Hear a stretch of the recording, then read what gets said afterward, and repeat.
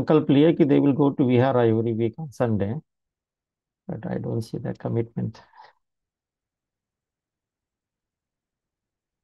Okay, anyway, Bhanteji, with your permission, we will start. Is it okay? We can start now.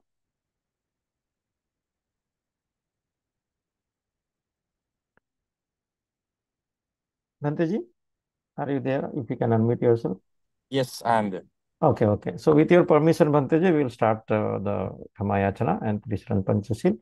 Again, everyone, thank you very much for joining today. Online Vihara. We do have the full agenda today. We have Dhammadesna. After that, kids motivational story. And we do have a speaker, B.D. Borkar Sahib is joining on the call today.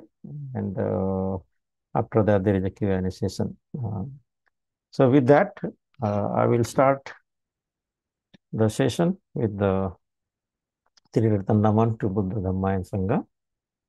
Arhang Samma Sambuddho Bhagava Buddhang Bhagavantang Abhivademi Swakhato Bhagavata Dhammo Dhammam Namasam Supatipanno Bhagavato Savaka Sangho Sanghang Namami Okasa Vandami Bhante Bharat Ena Maya Kattang Sabha Aparadhang Khamtu Me Bhante Dutiyampi Okasa Vandami Bhante Bharat Ena Maya Kattang Sabha Aparadhang Khamtu Me Bhante Tatyampi Okasa Vandami Bhante Dvarat Ena Maya Kattang Sabha Aparadhang Khamtu Me Bhante खमतु खमामि सुखिता हुन्तु निरोगी हुन्तु निदुःख हुन्तु निब्बानस्य पच्चय हुन्तु।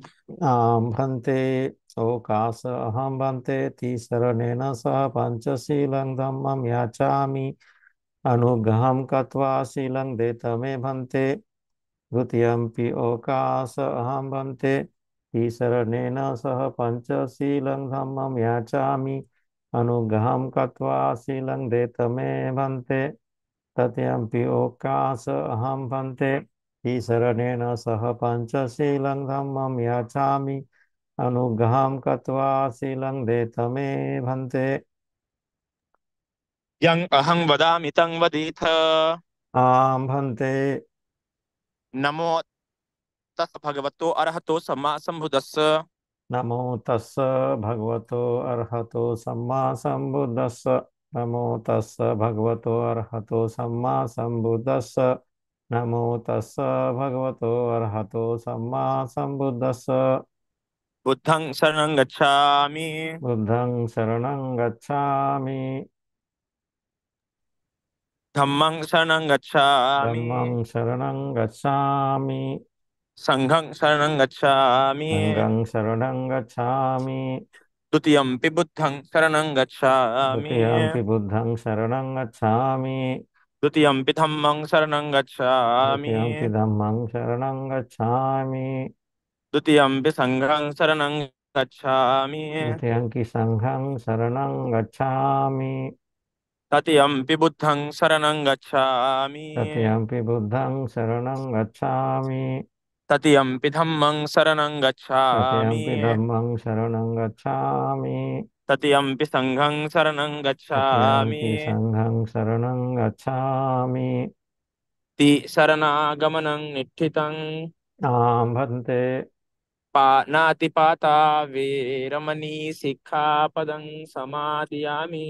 Panatipata Veramani Sikkhapadam Samadhiyami अदिन्नादाना वेरमणि सिक्खापदं समादियामि। Adinadana Veramani Sikkhapadam Samadhiyami कामेषु मिच्छाचारा वेरमणि सिक्खापदं समादियामि। Kamesu Ichachara Veramani Sikkhapadam Samadhiyami मुसावादा वेरमणि सिक्खापदं समादियामि। Musavada Veramani Sikkhapadam Samadhiyami सुरामेरय मज्जपमादठाना Veeramani सिक्खापदं समादियामि। Surameraya Majja Pramadatana Veramani Sikkhapadam Samadhiyami साधु साधु साधु तीसरनेन सन्धि पंचशीलं धम्मं साधुकं सुरकितं गत्वा अपमादेन शील संपादे तब्बो।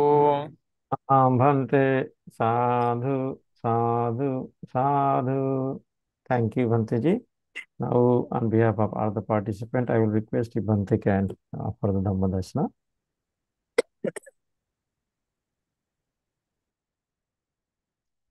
साधु साधु साधु साधु।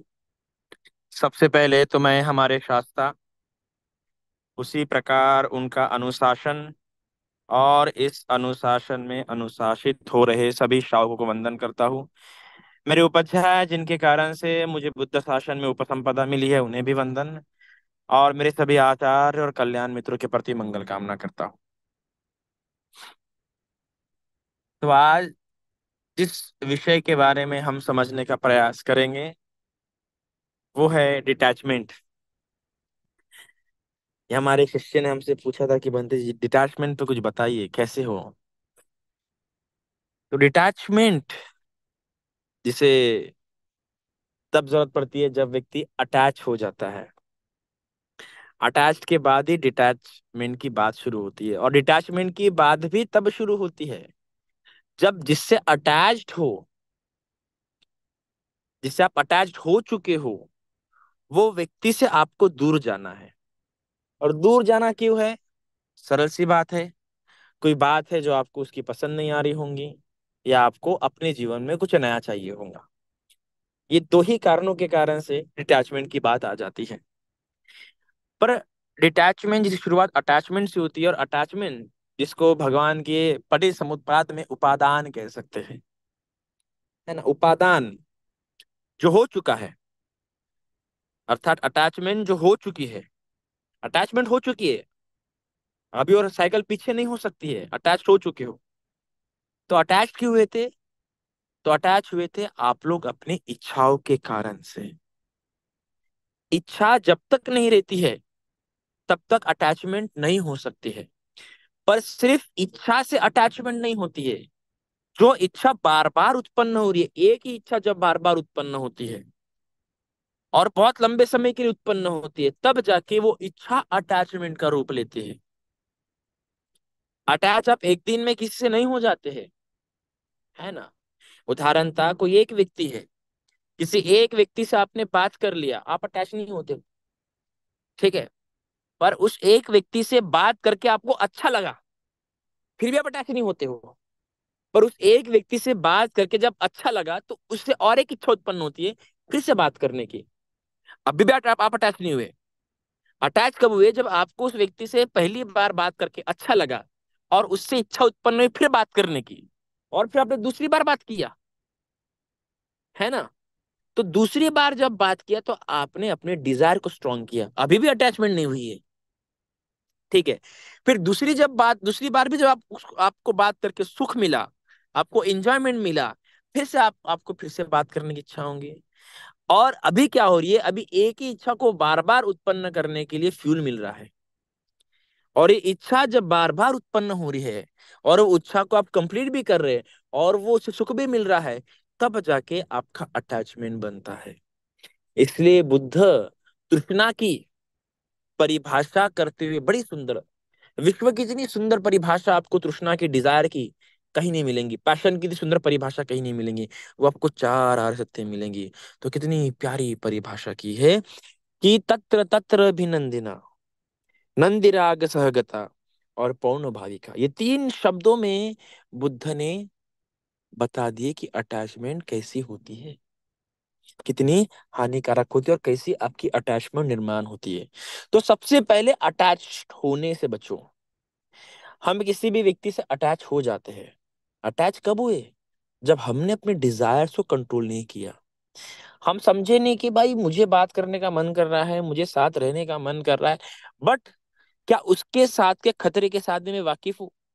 हम लोग अपने सुख के साथ चले जाते हैं कि यहाँ से जो सुख मिल रहा है, और जो छोटे छोटे सुखों के साथ इस प्रकार से अटैच हो जाता है उसको आगे जाके बड़ा दुख मिलना ही मिलना है। भले उसने तो बड़ा सुख प्राप्त नहीं किया होगा, पर उसे बड़े दुख के लिए तैयार होना आवश्यक है, क्योंकि ये छोटे छोटे सुख उसके जीवन में बड़ी बड़ी आसक्तियां निर्माण करेंगे।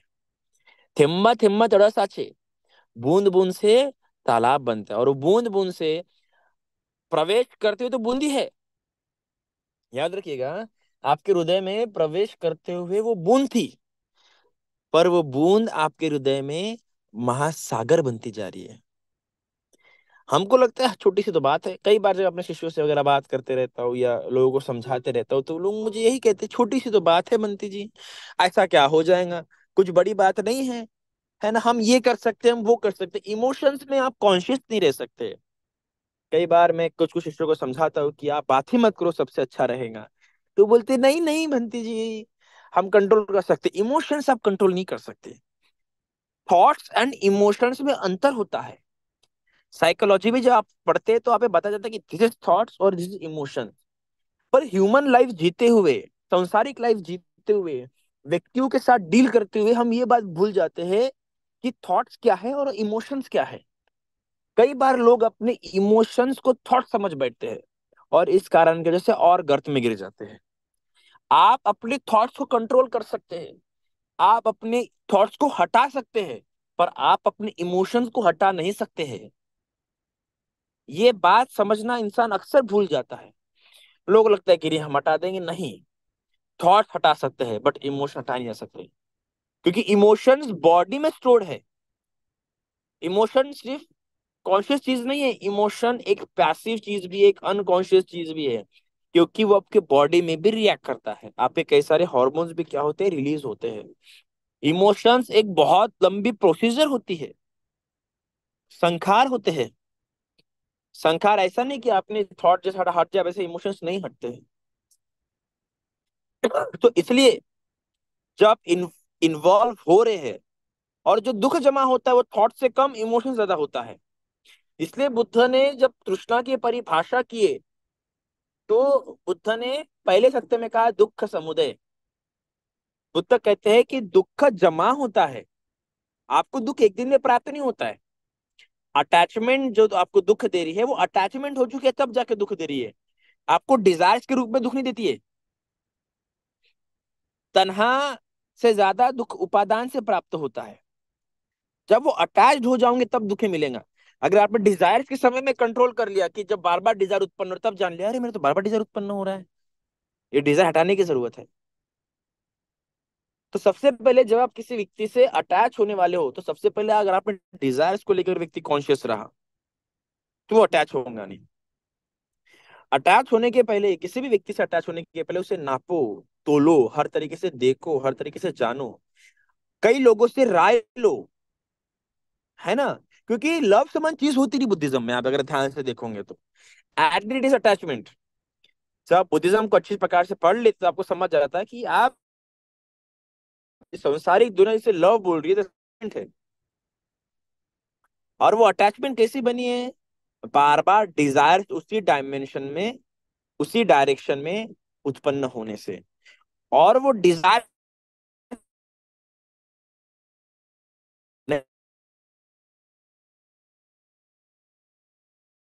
फ्लो में चलते हैं, और वो व्यक्ति नहीं होता है तो व्यक्ति पागल हो जाता है, व्यक्ति समय बिताना मुश्किल हो जाता है। क्योंकि हमने डिजायर्स को हैबिट बना दी थी ना, हमने एक डिजायर्स की हैबिट बना दी थी कि डिजायर ऐसे उत्पन्न होने चाहिए। आप देखो, फिर वो नॉर्मल सा टहलना भी क्यों ना हो। आप देखिए, जो इंसान रोज सुबह सुबह टहलने जाता है, अब डिजायर हो चुके हैं, और जिस दिन टहलने ना जाए उस दिन लगता है पूरा दिन बेकार गया। तो फिर टहलने से ही प्रेम है क्या, हम कह सकते हैं क्या? नहीं, वो है अटैचमेंट। तो अटैच हो गए हो, तो अटैच इसी कारण हुए कि बार बार डिजायर उत्पन्न होने। तो अभी क्या करना पड़ेगा, अभी इसके जो वेज है डिटैच होने के, आप कभी भी याद रखिएगा, कीचड़ में रह के अगर आप अपने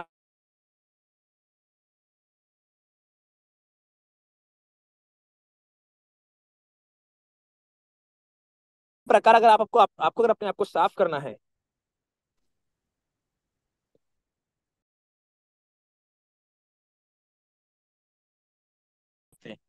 ठीक है, आपको क्या करना पड़ेगा, पहले कीचड़ से निकलना पड़ेगा।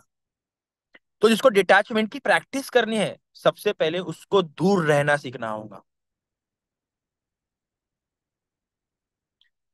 उसको उस व्यक्ति से, उस वस्तु से दूर होना होगा। ना देखे तो अच्छा है, ना बात करे तो अच्छा है, ना सोचे तो अच्छा है। और सोच आ भी रही है तो आपको ऐसे होल्ड करना होगा उस व्यक्ति को लेके, उस वस्तु से, जिससे कि आपको उस व्यक्ति से बात करने का मन ना करे, जिससे कि आपको उस वस्तु को देखने का मन ना करे, है ना। एक बड़ी प्यारी साधना होती है समाधि के क्षेत्र में, हम उसे कहते हैं अशुभ भावना। बहुत प्यारी है। जब टैच होना होता है तब बुद्ध सिखाते हैं अशुभ भावना, कि अशुभ भावना देखो, गंदगी देखो, है ना। तो अगर कि हम अशुभ भावना कर सके तो हमने क्या करना चाहिए, हमने व्यक्ति के ड्रॉबैक्स देखने चाहिए, कि अगर वो व्यक्ति में आया रहता तो क्या हानियां हुई रहती मेरी, क्या लूज हो। तो इस प्रकार से देख शुरू करता है, इस प्रकार से सुनना, तो उसको प्रैक्टिस करनी पड़ेगी, एक बार में नहीं होगा। तो जब वो इस प्रकार से प्रैक्टिस करना शुरू करता है तब जाके क्या होता है, उसका डिटैच होना शुरू होता है। पर आप पटीय समुत्पाद में, जो कि हम जानते हैं कि पटीय समुत्पाद दो बार आता है, एक इसमें जिसमें दुख का समुदय होता है, और दूसरे इसमें जिसमें दुख का निरोध होता है। तो दुख का निरोध के वक्त जब बुद्ध बोलते हैं तो पाली में और एक वर्ड ऐड कर देते हैं, उसमें कहते हैं अविद्या अशेष विराग निरोधा। अर्थात कि अविद्या अशेष और विराग, ये दो शब्द समझना होगा यहाँ पे। अविद्या ऐसे खत्म नहीं करनी, तो अशेष, थोड़ी सी भी शेष नहीं रहनी चाहिए। अगर थोड़ी सी भी शेष रहेगी, थोड़ी सी बच गई, तो फिर उत्पन्न होंगी। और विराग, डिटैच होने चाहिए पूरी तरीके से। अगर ये दो भाव नहीं हुए तो फिर से बार बार उत्पन्न होता रहेगा। तो आपको प्रैक्टिस इस तरीके से करनी है कि जब तक आपको पूर्ण रूप से आप डिटैच ना हो जाओ तब तक बिल्कुल भी मत जाओ उधर, है ना। या ऐसी बात हो जाती है कि जब तक आपके पास लाइफ जैकेट ना हो, है ना, और लाइफ जैकेट के साथ साथ स्विंग भी ना आए, दोनों बातें जरूरी है, लाइफ जैकेट भी होना जरूरी है और स्विमिंग आना भी जरूरी है। तो ये दोनों बात जब हो तभी नाव में बैठो, ऐसी वाली बात हो जाती है अटैचमेंट की फिलोसफी में। आप बोलोगे मेरे पास लाइफ जैकेट है और काम हो जाएगा, नहीं होगा। आप बोलोगे मुझे तैरना आता है पर लाइफ जैकेट नहीं है, नहीं होगा काम, डूबना पक्का है। तो इस प्रकार की भावना, इस प्रकार का एक खुद को लेके एक मैच्योरिटी रखनी पड़ती है जब आपको डिटैचमेंट प्रैक्टिस करनी है। तो विदाउट मैच्योरिटी आप कभी भी कॉन्शियसली डिटैचमेंट की प्रैक्टिस नहीं कर सकते। तो मैच्योरिटी किस बात की चाहिए, मैच्योरिटी खुद के इमोशंस की अंडरस्टैंडिंग को लेके, खुद को कितना समय लगता है। और 99.999% लोगों के प्रति मुझे ये अश्योर कह सकता हूं कि व्यक्ति नहीं कर पाता है ये बात। 90% लोग जो होते हैं खुद को लेके इग्नोरेंस में होते हैं। क्योंकि जब खुद को जानने की बात आती है, जब खुद के मैच्योरिटी की बात आती है, तो इंसान खुद को समझने की कोशिश करता है। अगर आपको खुद को समझना है तो सबसे पहले इमोशंस को समझो कि इमोशंस कैसे होते हैं। फिर वो इमोशन मेरे में उत्पन्न होगा तो कैसा होगा। इंसान क्या करता है कि खुद को समझने की कोशिश करता है, वो बोलता है कि नहीं मैं ये सह लूंगा, मैं वो कर लूंगा। अरे आप एक अलग व्यक्ति होते हैं, आप एक अलग बात होते हैं, और इमोशन एक अलग बात है। जब वो इमोशन आपके आप में उत्पन्न हुआ है तो आपसे वो सारी हरकतें कराएगा, सारे काम कराएगा। इसलिए जब अभिधम्मा पढ़ते हैं तो आपके इमोशंस के कैरेक्टरिस्टिक्स, फंक्शनिंग, रूट कॉज, ये सब पढ़ाया जाता है अभिधम्मा में, साइकोलॉजी के रूप में। आप जो होंगे वो मैटर नहीं करता है। अगर आपके मन में इमोशन उत्पन्न हुआ है तो आपको उस प्रकार की सफर होना ही पड़ेगा। आप उस सफरिंग से बच नहीं सकते। इसलिए जो अरहंत होता है उसकी उसमें वैसे वाले इमोशंस उत्पन्न नहीं होते, वो इमोशन उत्पन्न होने का रास्ता ही बंद हो जाता है। तो जब आप डिटैचमेंट की फिलोसफी जब प्रैक्टिस कर रहे हैं तो सबसे पहले आपको उन इमोशन से दूर होना होगा। आप इमोशन की, डिटैचमेंट की प्रैक्टिस करते हुए उस व्यक्ति के साथ, उस वस्तु के साथ है, नहीं हो पाएगा। अब फिर उसमें अब ये बातें बहुत मैटर करती है कि आप किस तरह के इंसान हैं, है ना। अगर आप बोलने वाले व्यक्ति हैं या शांत रहने वाले व्यक्ति, ये बात बहुत मैटर करती है डिटैचमेंट की प्रैक्टिस करते हुए। और इसके आधार पर आपको डिटैचमेंट की प्रैक्टिस करनी होती है। तीसरी बात, डिटैचमेंट की प्रैक्टिस करते हुए हमेशा एक व्यक्ति आवश्यक होता है संसार में जो है। जो सन्यास है उसे व्यक्ति की आवश्यकता नहीं डिटैचमेंट की प्रैक्टिस करने के लिए। पर सन्यास में जो नहीं है, जो गृह त्यागी नहीं है, वो संसार में है, तो उस डिटैचमेंट की प्रैक्टिस करने के लिए कल्याण मित्र लगेगा ही लगेगा। बिना कल्याण मित्र के डिटैचमेंट की प्रैक्टिस कर ही नहीं पाएगा। क्योंकि इमोशन एक फ्लो होते हैं, और फ्लो में आप कहते हैं ना, नहर नहर गांव में कैसे नहर होती है, नहर में एक बार उतर के डूबोगे ही डूबोगे आप।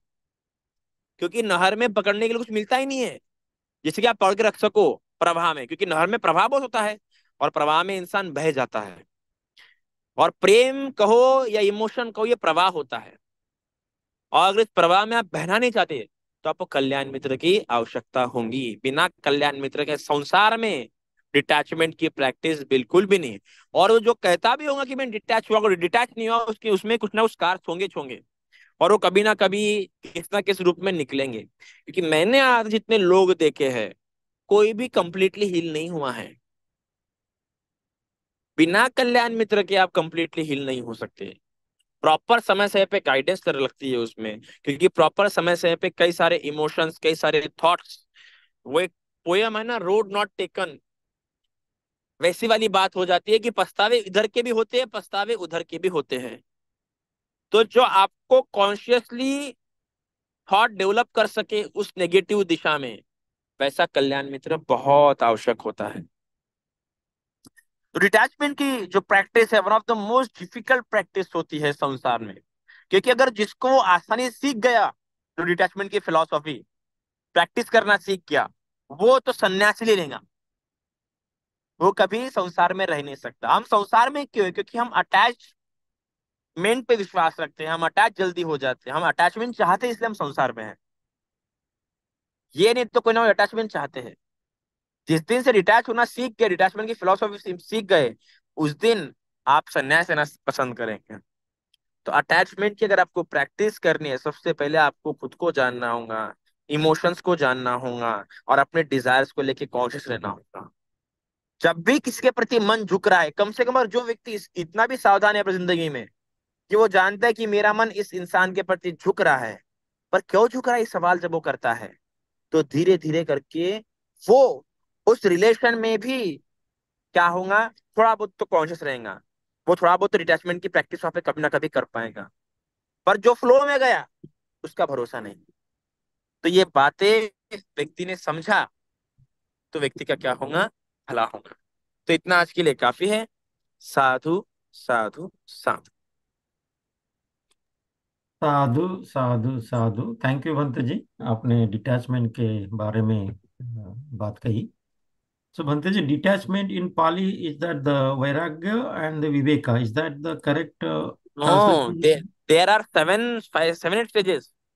For detachment, there Uh-huh. are seven, 8 words. Not only virag. There is Uh-huh. virag, nirved, and so virag, nirved, and upekha. So many words. Uh-huh. And there is stages, not only one word. These are stages. आपको arrange करना पड़ेगा उसको बराबर, एक के बाद एक। Uh-huh. तो Good, सात good, अवस्थाओं से होके गुजरता तब जाकर निर्वाण प्राप्त होता है। good, good. So Bhanteji, uh, या वेस्टर्न वर्ल्ड में लेट इट गो का प्रिंसिपल काफी है। हम्म। लेट इट गो मीन्स भूल जाओ कुछ चीजों को, यस। लेट इट गो, यानी तो वो और डिटैचमेंट में क्या अंतर है? सी, लेट गो एक जो है ना, एक बहुत ही आउटर चीज एक बहुत ही मोटा पैमाने पे काम करने वाली चीज है ना, जो ऑलरेडी अंदर तक जा चुकी है चीज, उसमें आप लेट इट गो नहीं कर सकते। जो चीज अभी आई है आपके जीवन में, उसी को लेके आप लेट इट गो कर सकते हो। पर जो चीज बहुत लंबे समय से आपकी जिंदगी में रही है, उसको लेके आप लेट इट गो कर ही नहीं पाओगे। क्योंकि लेट इट गो के पीछे कोई सिस्टमेटिक फिलोसॉफी नहीं है, एक ऑर्डर ऑर्गेनाइज नहीं है कि प्रैक्टिस कैसे करें। जो फिलोसॉफी आई है लेट इट गो, उसकी प्रैक्टिस अप्लाइड फिलोसॉफी में अभी तक वो उसका सिस्टमेटिक ऑर्डर नहीं है अवेलेबल। उसको कैसे प्रैक्टिस करें ये पता नहीं लोगों को। तो जब ये बात उठेंगी, तो उनको बुजम के पास से आना पड़ेगा कि कैसे प्रैक्टिस कर लेट इट गो को।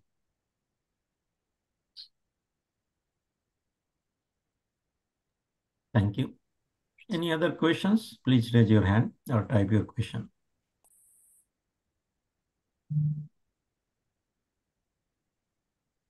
Yeah, Charudatta, please go ahead.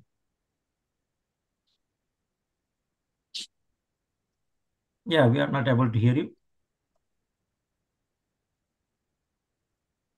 Charudatta, can you say something? You are unmuted. नहीं, आपका आवाज नहीं आ रहा है.